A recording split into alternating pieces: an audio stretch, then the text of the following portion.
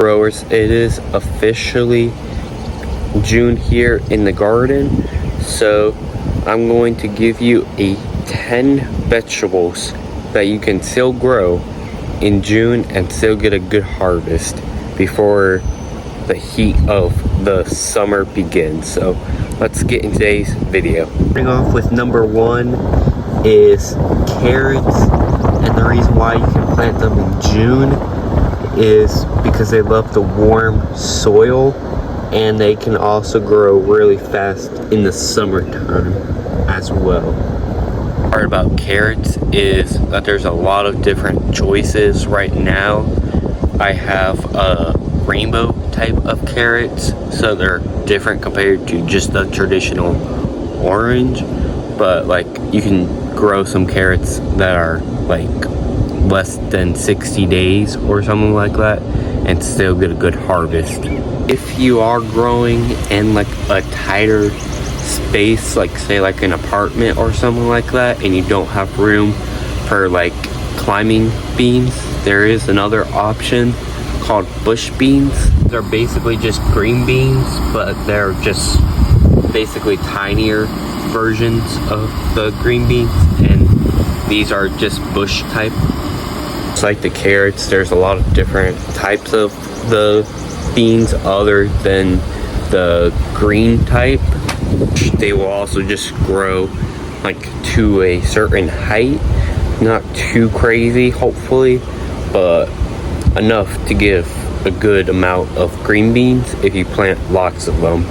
Great option that you can grow in June or early June, kind of late May as well, is actually cucumbers, and you can grow them anytime in June because they love the heat, but you want to like grow them in the full sun area of your garden since they are heat lovers. Obviously will grow super fast once they start vining, and once they start to fruit, that's when you want to always watch them carefully, because if you let just one of them, the entire plant will die just because of that one little cucumber getting like overripe, because in the inside they will actually have mature seeds which will trigger the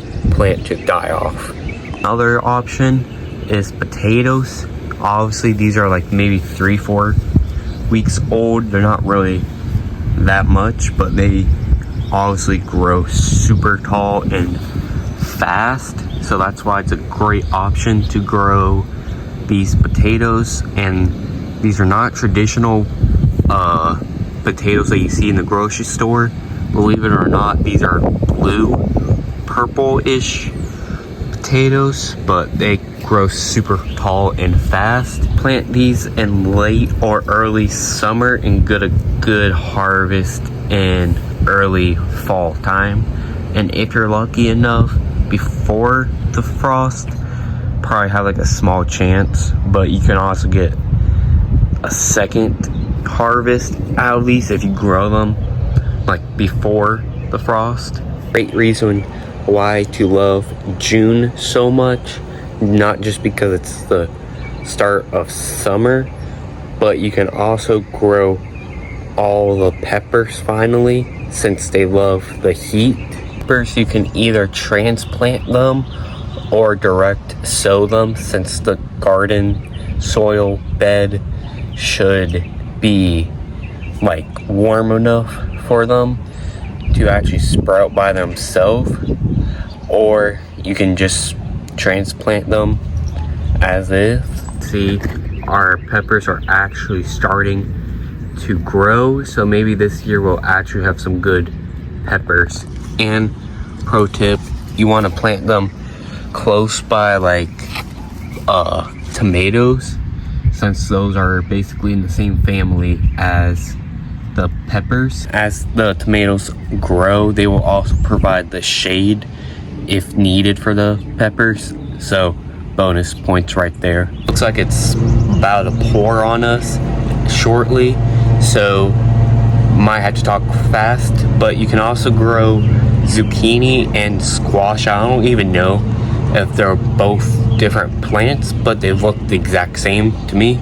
So basically you can grow zucchini in June as well. They like the heat, and there's lots of different varieties, either the yellow or green, and then I forgot what else types, but there's lots of them. And they also love the heat as well, like cucumbers, so that's why it's a great choice to plant them in. This year I'm gonna try to actually climb my zucchinis, even though they are little babies right now, but shortly, probably by mid-June, hopefully they'll be up to here. So yeah, just like the cucumbers, once they produce, you want to check them constantly, because even if one of those like start to mature, have seeds already, and they like turn like kind of rotten yellow color to them, the entire plant will die, just like the cucumbers. So you want to constantly keep your eye out for those. I'm thinking that I missed 2 delicious fruits straight from your garden, and you are correct. That is cantaloupe and watermelon, but right now I don't have watermelon, but I do have cantaloupe starting in the garden. Fortunately, these are seedlings, so it'll take a couple of months for them to also reach our trellis that we made. You plant these right in June, probably right when I'm making this video, which is basically June. It is the last day of May, so that's why I'm making this video. So plant it whenever I post this video, hopefully by June, the first week of June.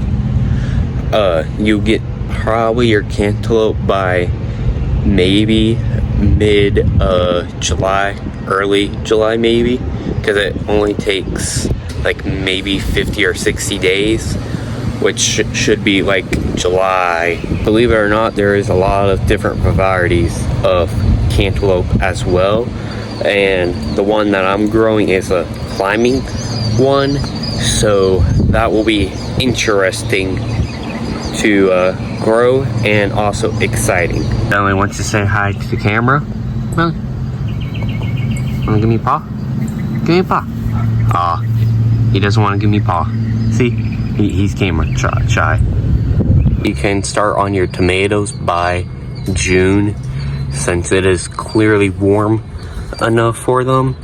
And bonus points, already getting some flowers, and this is less than a month old, so that just shows that tomatoes can grow super fast, literally from seedlings to maybe 2 weeks later to gigantic little plants. You can grow is strawberries, and as well, these are fast growers as well, especially if you're getting them from rooted plants already from previous years.